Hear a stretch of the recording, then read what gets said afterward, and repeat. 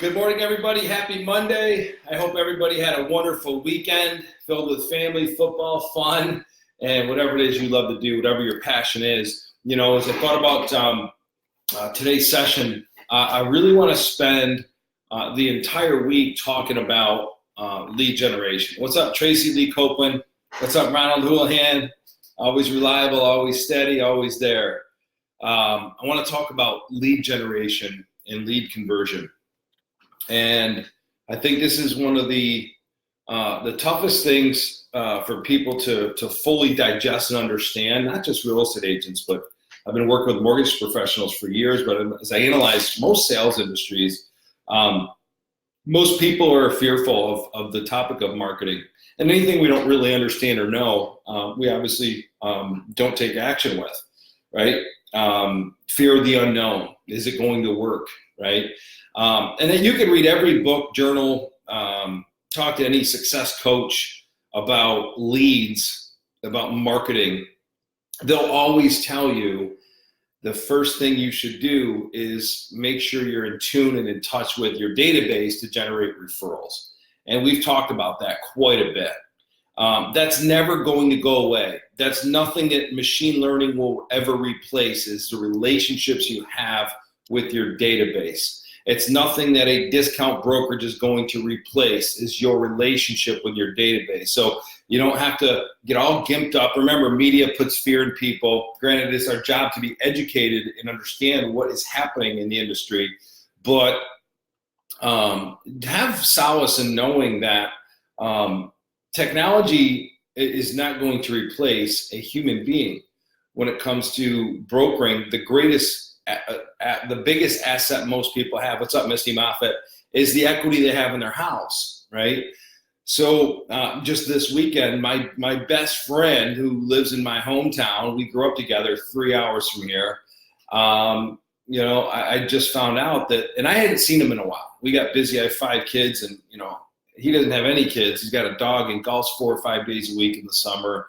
And I'm just the opposite, right? I'm like the Brady Bunch here. So we haven't had much time to connect, and we shot the breeze. Well, turns out he's actually going to be moving to Raleigh, North Carolina, or Pinehurst, in that area. And obviously my wife, in her announcement of real estate, people know because of she's social media posting like 4 or 5 times a day, like she should, that she had not called them to do her formal, hey, I'm a real estate agent, and begun her process of adding value to the people that we know. Granted, she's not going to lose that transaction, obviously, my best friend, but it just goes to show you that you don't know what's going on in your database until you talk to people. You just think, oh, they're just going to stay in that house forever, and they're going to stay here. But, things happen all the time. And I always tell people it's amazing the number of deals that you lost that you never knew existed in your database. So we have to start there. But the second step, and what I'm going to be uncovering with you guys, is the creation of your marketing plan. What do you want to do? What channels of marketing do you want to emphasize and focus on? And the reason why it's got to be unique is because every one of you has different production levels and different money available to spend on things like marketing or purchasing leads from lead aggregators like Zillow or Realtor.com. Do my top clients buy leads? Yes. Do they hate that they have to buy leads? Yes. Do they feel like they have to buy leads but may not have to buy leads? Yes. But they do buy leads nonetheless, and they do convert them. They're just not as profitable. And some of you that are on this call, you're looking at and hearing some of the guests speaking, hearing, I talked to a woman named Lisa Taylor, who's been a 12-year client of mine. She'll do close to 40 million in personal volume, personal production as a single agent this year, and, she was spending upwards of $10,000 a month with Zillow at almost $1,000 per lead.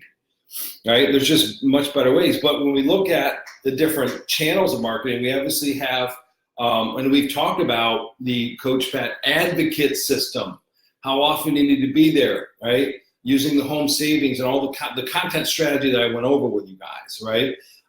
We talked about social media. We talked about converting people from followers and friends to advocates and putting relevant content that is consistent. Just last week I was on with a guy named Mark McClurg. He runs a company called Mortgage Navigators out in Denver, Colorado. Great organization. They're like triple diamond with United Wholesale Mortgage out in Detroit.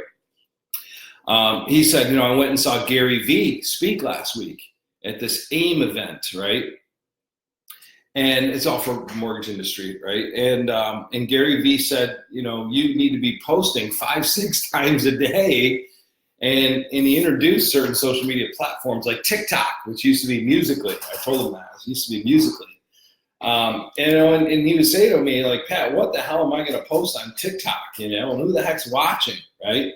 But Gary Vee, who's, I would say, one of the kings of social media, just talks about consistency over time, where we as marketers often view that as, if you're not an expert marketer, is, oh my gosh, isn't that too much? Isn't that just overdoing it? Am I going to be just annoying people, right? And it goes back to the best salespeople close. They ask for the business, right? They ask for it all the time. And if you want to turn to your spouse and kids and say, I don't want to do the things that I have in our goal sheet. These things may not happen because I don't want to push. I don't want to feel like I'm pushing people. The reality is it's more in your perception. It's more in your head, because the human brain sees, I forget how many thousands of marketing messages per day. You're just one off. You want to be one off, right? People don't get annoyed. But they see it over and over, they move on, but you're conditioning their subconscious mind. In any event, so we have social media, we have video. We know that video is really important. We know that we have to do videos every day. We know that we need to have video testimonials. We have to have videos of ourselves. We know we need to use video. We're marketing properties because conversion rates are upwards of 80% higher than non-video related marketing efforts, right? So people want to see you. They want to hear from you. They want to hear what you have to say. And again, why wouldn't you do it? If video is such a big thing, why wouldn't most people do video? Well, again, it's self-esteem, self-preservation. It's feeling as though they're not going to respond. It's no different than the fear that people have of going on stage and talking, right? And it's self-esteem, self-preservation for the most part that we have to just simply get over and do it, right? We talk geo-farming, your leads from your website, CRM. One of the things that Isaiah Colton and I, when we've been initially about 6 months ago, and been talking about diligently ever since, as we have Coach Pat Fenton and Rap Success Systems came together, is solving the confusion on marketing, to provide real estate agents with all of the technology that they need to do all of the kinds of marketing that you would want to do, whatever you prefer. So we have Facebook ads, we have boosted posts, we have retargeting, which is uploading we can upload a list of contacts to Facebook and put ads out there. We can set up retargeting ads, so if they click on our initial ad, it continues to chase and follow them, and put relevant content in front of them, asking them qualified questions with things like bots, which I'm going to talk about in just a minute. What's up, Wendy Wright? How you doing, Wendy? What's up, Jim Neal? So the good news for you guys as agents is you don't have to be an expert at artificial intelligence or bots or machine learning. You don't have to be an expert. We're the experts at that, and we put it in your hands and we let it go to work for you. You have to be the expert of seeing a lead pop up and seeing that what technology, advanced technology, did to provide it. What happened in the background doesn't matter to you. What matters is your skill and ability to take things like what machine learning and artificial intelligence did to serve up that lead so you can work more efficiently. And that leads me into the topic and the conversation that I want to really discuss all weekend, is the questions you have to go down and kind of ask yourself is right now, do I have a website? Is it producing leads for me, or is it sitting there rotting? Do you have a machine producing, lead producing website? Number one. Number two, what are you doing marketing? And if not, why? And if not, do you want to do marketing? If so, what channels of marketing do you want to do? Number two, you ask yourself, is everything disjointed? In other words, do you have several different things that you log into on a regular, consistent basis? What's up, Candace Stengel? It's where you got BombBomb over here, you got this CRM here, you got your lead aggregation company and their CRM there. That produces confusion, inconsistency, and drop leads all the time. We cannot possibly do our best job at converting when all the information is scattered all over the place. So what Isaiah and I talked about was we have this solution that where we've taken the CRM piece, made that the center, but outside of that CRM is the data piece. And then we back that up with artificial intelligence so that we can squeeze the most amount of deals from your database that you possibly can, and allow you to work more efficiently with your database. So how that all works is your data gets cleaned and detoxed, right? We call it data detox, where that data is being scrubbed and updated. Isn't it amazing that if there's a contact in there and the contact moved or the cell phone number changed, that we have the ability to replace non-relevant data with the most recent data, the most recent cell phone number or address or whatever information you have on that particular prospect or person in your database? So that's the first step. The second step is making sure that, all right, so we put this layer outside of the CRM that's constantly working for you in your business.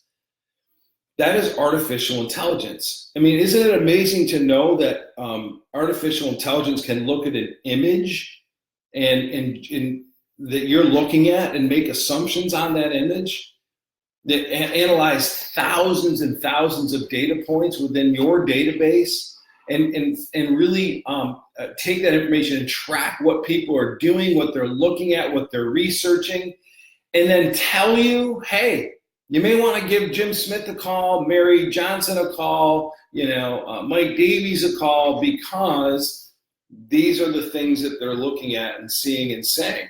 Even better, bots, B-O-T-S, is where when your data, let's just say you're doing a Facebook ad with the people that are in your database, right? And they engage with that ad, right? Bots is the machine interacting with a human being in a very accurate manner. This is the unbelievable part. In a very accurate manner, will qualify the lead for you and tell you whether or not you should be calling them. Right? That is just flat out amazing. And this conversation is only being had by about 2 to 3% of the real estate agents here this Monday morning. But this is what the best agents are doing and understanding. Now, are they diving into the algorithm piece of artificial intelligence? No.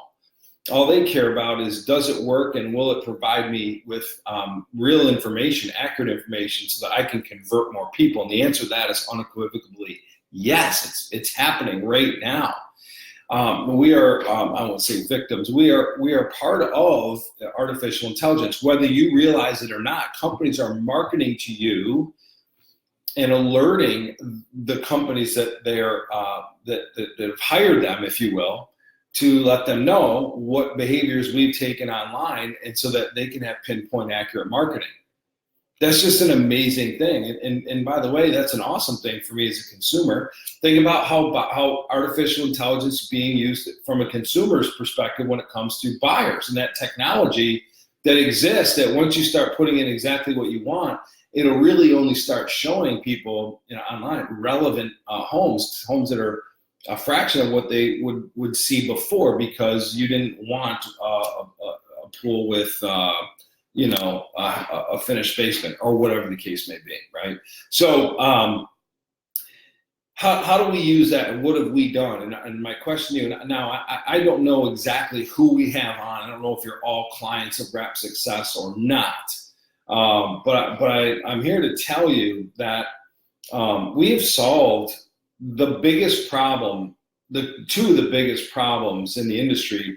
Number one being disjointed information, having to log on to 17 different things. So now we have the ability to have one single user interface, and that interface can connect to any marketing or lead aggregating that you're doing and put it all in the one spot. To have it back with artificial intelligence, and then it comes to the marketing side. Let's market to our database. So artificial intelligence will just tell you, that's number one, call these people. So on your dashboard, if you have our system, it'll tell you, these are the hot leads, these are the warm leads, right? And isn't that an amazing thing? Like, because you can look at your database and like, wow, I've just got a stack of paper here I printed out, and I'm just going to start, calling my past clients right here, right? So, like, where do I start? Where do I go? I just start at A and go down to Z, right? That's what most salespeople would do, and you're going to get business from doing that. That's not a bad thing. I made a lot of money doing this, okay? But to have artificial intelligence go after this and tell me that, David Harvey and Jeremy Havens and Catherine Hawks, you should call them because of the behaviors that they've displayed online, indicate that they want to buy or sell a piece of property, right? So, and then there's the ad side, ads, right? Where should you place ads? Well, it's very simple. You place ads where the eyeballs and ears are, right? Are the eyeballs and ears primarily on billboards, right? Do most people listen to the radio, right? I'm not saying that nobody listens to the radio or nobody responds to billboard ads. I'm just saying where's the highest percentage of success. But I got to be honest with you, I've yet to, drive in a car with somebody. We're like, oh, hang on, stop real quick. There's a billboard. I got to get the number for this real estate agent, right? Let me jot this down. Pat, we have no idea who we're going to call. We're trying to list our house. There's a billboard with a real estate agent. Let's work with that person, right? Marketing is about consistency over time, right? But isn't it really cool to know that algorithms can go fishing for you without you having to do anything all day long and serve you up, high quality, what they call triple class A leads. It's pretty awesome. So what ads are you going to do? What ads are you going to do? Digital, mobile, social, digital marketing. Most people, where are they? Their eyes and ears are on their phone. So we want to do marketing where we can catch people in the areas of where they're residing. So high traffic blog sites, obviously Facebook and Instagram, YouTube and LinkedIn, right? So those are low cost, high impact forms of marketing. And we have these things called retargeting. Retargeting is using a pixel, which is a code set of numbers that goes onto your landing pages or website, so that when people actually hit on your ad, it tracks that information. It obviously impacts your SEO, right? Credibility, your rankings out with your website, so you get credit for that. But also, you set up automatic retargeting ads so that if they clicked on that, your landing page is constantly going to be shown to them, right? And follow them, if you will. So there's simple things you guys can do. I'm going to dive a little bit mostly into Facebook, Instagram, and social media ads and marketing and retargeting. But with regards to Google, SEO is a powerful thing, but I would never recommend a newer agent try to SEO their way into success, because it will take you so much time and money to get there when you can do other things and just pay a couple bucks, you know what I mean, to get deals now on a regular basis. Marketing really has moved towards a pay-to-play scenario, right? There's no such thing as, writing this, magic, article or blog, and it just took you to the top of Google and you're getting all these leads, okay? That's the unicorn, okay? So anybody that tells you that they're going to do your SEO and you're going to get all these leads and you're going to rank number one, run from that message and that person. It's just not relevant today, okay? But anytime you can, spend $5-10 a day on Facebook ads and Instagram, and get a deal out of that. Now, the expectation should not be, well, Pat, I spent $15 and I haven't gotten a freaking lead yet, right? If your average commission is $5,000, okay, what is a good, healthy ROI on that, right? What is it? If you look at Zillow and they're spending $1,000, per lead, not per conversion, per lead, wouldn't it be nice to get that down to $20 or $100 even, right? Or $80. We won't know your cost per lead until you do it, right? And that's why I talked last week about our unique value propositions, because if you don't have a unique value proposition, you're going to get crushed in your marketing, because you're not dealing with people that know you, like you, trust you, and want you there, right? You have to get a hook. You have to have a hook. So everything you do from a marketing perspective you should be leading with your unique value proposition or positions, whatever they are. And you may want to split test. Well, split test is, let's run an ad where we're going to use my 39-day guarantee, or I'm going to list your house, or I'll buy it guarantee, or my performance guarantee, my marketing guarantee, right? Whatever your UVP is, okay? You can split test and see which ones are getting the most traction, and then run with the one that's actually working the most. I wouldn't suggest you guys, I want to share a story with you, that you actually dive into becoming the person creating the pixel ID, doing the Facebook ads, split testing the ads, because it's going to get you away from the fundamentals of your business. Picking up the phone, talking to people, shaking hands, kissing babies, creating relationships, talking to your past clients, people That is, I did that initially years ago. I when this was so exciting to me, and I learned it, I'm like, well, people can learn this, right? Let me teach it to them. I'm a teacher, so let me teach them step by step how to create their pixel ID, go to their website, put it on the head section of their website. Let's go into ad. Let's explain Facebook ads, which, if you watch the video from 6 months ago till now, are going to be different, because they're always changing their user interface and different features of their technology, right? So it's only if you're on top of it every day can you even ever keep up with that. You have to decide who you're going to partner with on your ad strategy, and it needs to be a partnership based on realistic expectations, right? And an understanding of who's going to do what. As you guys all well know, we actually have the carte blanche where we'll actually do the ads, run the ads for you, if that's something you want us to do. But also, we have ISAs that will call on the leads for you and book the appointments. And those are for people that just want to outsource my ad strategy and the qualifying, etc. But you also know that we use bots in the qualification, so we're interacting with people. We take that data, we upload the data for people. We do retargeting ads, we do Facebook ads. Those Facebook ads are on the seller side, home value, property search, etc. And unless you have your own personal unique value proposition, we're running the ads that typically work for people. We know that homes, people looking for homes works. We know that people want to be abreast of the value of their property. Those are just two notes. So the point is, and this will obviously be the last day where I'm just talking to you in the camera like this, having a conversation with you, because we either have to do screen shares and or whiteboard sessions where we're kind of walking you step by step through the various marketing. But where does it start? It starts with your marketing plan, all right? It's deciding what you're going to do to generate leads for your business, okay? And it may not be any ad spend. It may just be FSBOs, expireds, past clients, and geo-targeted leads, etc. But what I'm going to do, not just this week, but for the next few weeks, is go down each avenue of where to generate leads and say, here's the tools and resources that we recommend. Here's the strategy, and here's how you convert, right?